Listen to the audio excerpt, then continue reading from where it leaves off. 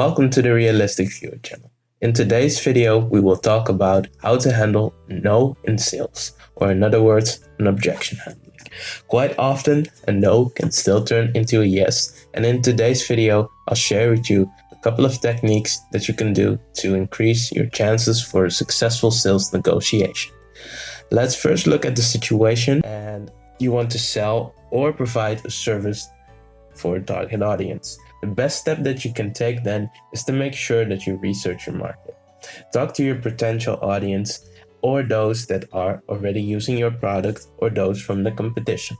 Then find out how you stake in perception and the perception that your product has. Based on that information, you can then start to write down objections that you face on a regular basis. It provides you the opportunity to effectively handle your most common faced objections. As an exercise, I would try to ask you to write down your most common faced objections. This way, you can then make it more natural for you to handle those objections as it becomes routine. So, what can you do when you're facing an objection that you haven't handled? Well, the best thing that you can do then in that situation would be to, as one of my previous managers said, listen, repeat, and handle. So she would listen to the objection, then you would repeat the objection to the person that you then are negotiating with to indicate that you understand, of course, what their current issue is at the moment. Then you handle the objection based from the information that you have on the market and your own product. So let's go into an example. So the person that you are talking to indicate that the product that you are offering at the moment is quite expensive. How you could apply those techniques is you listen, which is I understand that you find this product on the pricey side. Then you indicate that you understand that that is an objection for them at the moment. Then you start to handle the position. So I understand that you find this product right on the pricey side. However, the benefit to that is XYZ. So in that way, you indicate that you are listening, you handle the problem, and then you solve the problem. Well, another thing you should also focus on, which is the positive side of the product compared to their current situation and how this would have a benefit to their improvement of their situation. What I would avoid is actually talking about the negatives or making a negative comparison to another product or their current situation that they are using. The reason for that is to give the person the feeling that they have control over the conversation and still have the option to back down if the product or service that you're providing isn't the right fit at the moment. Of course, because people still talk about their experiences with others. So if you give a great service, if you provide the information that they are looking for, in case that they're still going to come back at a later moment, they are well informed and have a positive perception of your brand as you're clearly handling all the issues that they have at the moment. So another thing that you should always remember to do while handling objections is to ask a lot of open questions. So an open question compared to a closed question gives the opportunity to have a larger conversation than just a yes or no answer. And as well, gaining additional information that you can use in your conversation.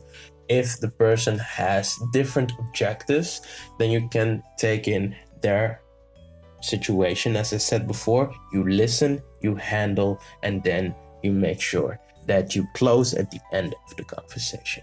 Another strategy would be to consider funneling the conversation. So as we already talked a little bit about open questions, you can funnel a conversation in such a way that you can establish the need of your potential customer and afterwards follow that up by explaining why this is the pain point for them. So let's go into another example. You have a conversation with a prospect client and they indicate that they are happy with their current supplier. Due to your background in the market, you are familiar with pain points that often reoccur in the market, and you respond with, I've done a survey with many of our clients. So how much would you say that your experiences mismatches in your procedure? In that way, you open up the question and give them the opportunity to think about their issue and uncover potential pain points that the client might have. So they indicate as a response that, for example, 6 out of 10 times they notice that there are issues with their procedures. And this way you start to uncover the need of the person.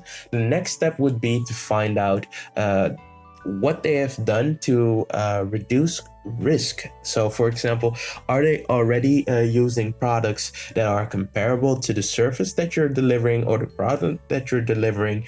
And of course, what are the pain points, as they say, with that product as well? So then you respond by first, as I said before, acknowledging the issue and afterwards use deeper questioning. So the example in this case would be then, so 6 out of 10 times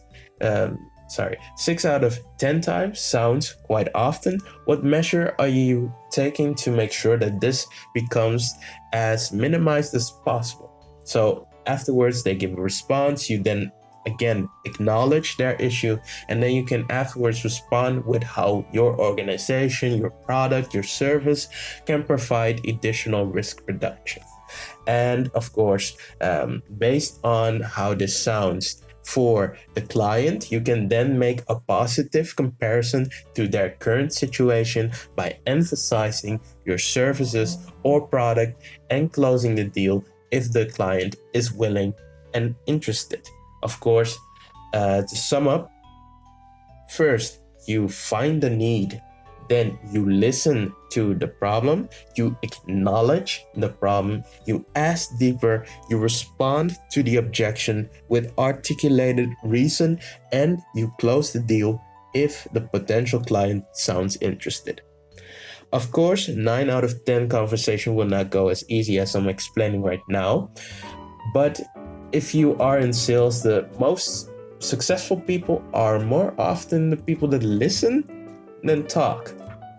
So this was my video regarding objection handling in sales. If you have questions or if you would like to discuss other topics, feel free to do so in the comment section.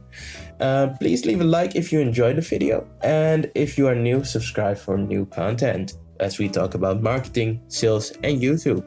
This is Ivan from the Realistic Viewer channel, helping you achieve more.